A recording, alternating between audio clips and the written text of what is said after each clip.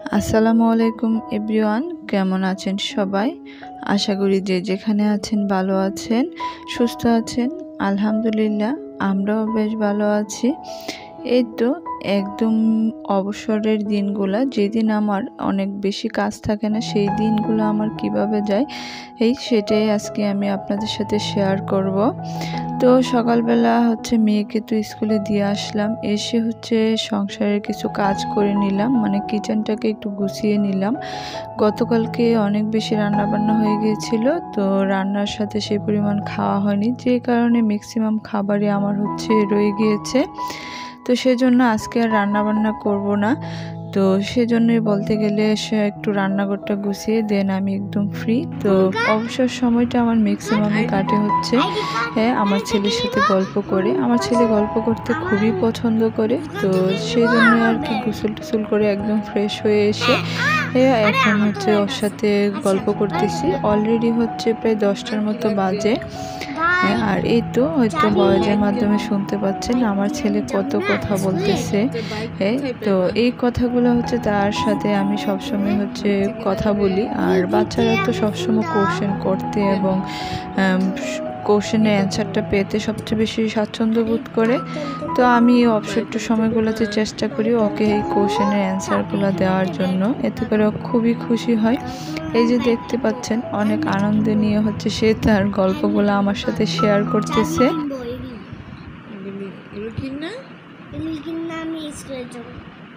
স্কুলে যেতে কি বাইক লাগে? বাইক লাগে, এখানে নিষেধ করছিল বাইক যদি ছোট মানুষরা এখানে বাইক নিয়ে আসে, এই বড় মানুষরা এখানে বাইক নিয়ে আসতে পারবে না। আমি যদি একা যেতে পারি তাহলে আমি একা যেতে পারবো।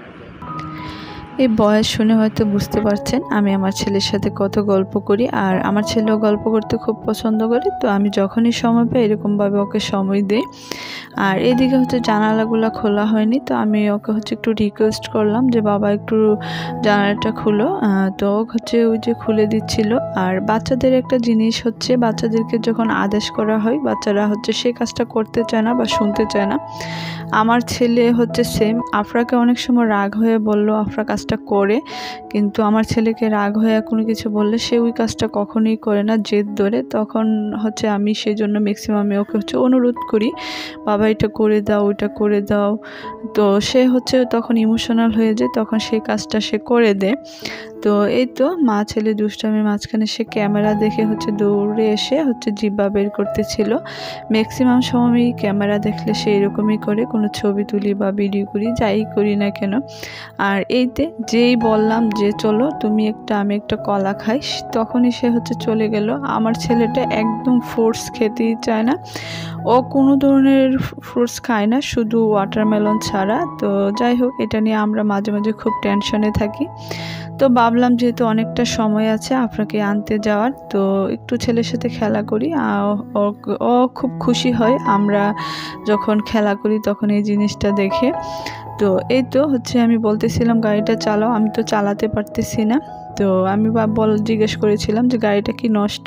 না, নষ্ট হয়নি তো, এটা তো আমার দীপ্তি আমাকে এনে দিয়েছে। মানে আমার ছোটো বোন আমেরিকা থেকে আসার সময় ওর জন্য গাড়ি নিয়ে এসেছে, আরও অনেক কিছুই এনেছে। তো তার মধ্যে এই গাড়িটা ওর খুবই পছন্দ।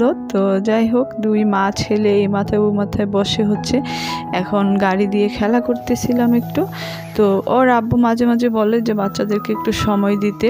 আমি চেষ্টা করি, আসলে সব বাবা মারই চায় বাচ্চাদের সাথে একটু সময় দিতে, আর দুহার জন্য তো আরও বেশি চাই। কারণ আফরার সময় দেখা গিয়েছে আমি বাহিরে গিয়েছি, বিকালবেলা হলে ওকে নিয়ে ঘুরতে, একটু আদার্স বাচ্চাদের সাথে খেলা করেছে।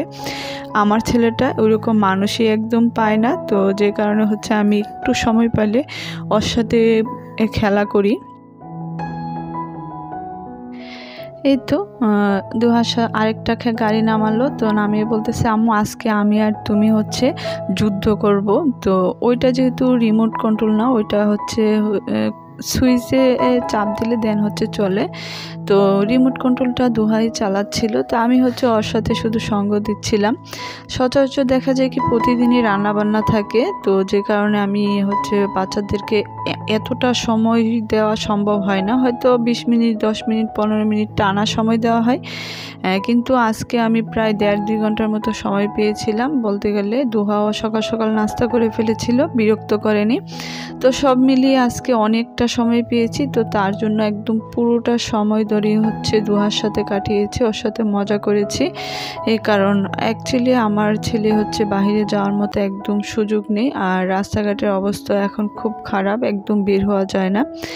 আফরার সময় দেখা গেছে যে আফরাকে নিয়ে আমি একটু বাইরে যেতাম, খেলাধুলা করতে অন্য বাচ্চাদের সাথে, আমি হচ্ছে অন্য বাবিদের সাথে গল্প করতাম, কিন্তু এখন আর সেটা হয়ে ওঠে না যেহেতু রাস্তার অবস্থা ভালো না। তো সেজন্য আমি যখনই একটু সুযোগ পাই, আমি যতটুকু অল্প সময় পেলে অল্প সময়ই হচ্ছে দোহার সাথে এরকম হচ্ছে সময় কাটাই। আর আজকেরটা হচ্ছে একদমই এক্সেপশনাল, আজকেরটা অনেকটা সময় পেয়েছি। তো হঠাৎ করে মনে হলো যে অনেক দিন হয়েছে কসমেটিকটি এসেছে, আমি কোনো কিছুই দেখিনি, মানে আমার বোন আমেরিকা থেকে আসার সময় অনেক কসমেটিক নিয়ে এসেছে, আমি এখনও কোনো কিছু ট্রাই করিনি। তো দেখতেছিলাম যে হচ্ছে ওর লিপস্টিকগুলা, তো এর আগের বার আসার সময় অনেকগুলো লিপস্টিক এনেছিল, তো বাচ্চারা নষ্ট করে আমরা একটু দিতে চাই না বা সেফ রাখি, তো সেজন্য সে এবার আবার সব বাগনিদের জন্য আলাদা করে ছোট লিপস্টিক এনেছে আর আমাদের জন্য বড় লিপস্টিক নিয়ে এসেছে।